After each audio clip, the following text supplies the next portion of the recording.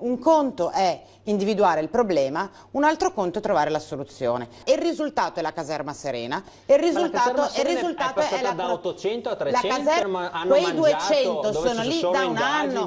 Quindi quando lei dice accelerare l'iter per... Quando finisco volentierissimo. Accelerare l'iter per dire chi ha diritto e chi no e aumentare i rimpatri mi va benissimo, ma nella pratica non è avvenuto. E se fosse stato questo l'obiettivo, voi non dovevate cancellare lo SPRAR, dovevate raddoppiare le commissioni territoriali che giudicano chi ha diritto o chi no, e non l'avete fatto, l'ha fatto il governo precedente, il governo Gentiloni con Minniti. Dovevate accelerare le procedure giurisdizionali di fronte al tribunale e non l'avete fatto. Dopo l'ha fatto il governo scorso con Minniti. In realtà voi avete tenuto 200 persone, anziché diffuse in 200 comuni, in un unico territorio. E sapete perché? E sapete perché? E sapete perché? Perché a voi interessa che le persone abbiano paura. A voi interessa avere quel tafferuglio, perché su quel tafferuglio voi fate propaganda. Perché voi i voti li prendete facendo propaganda e non risolvendo i problemi.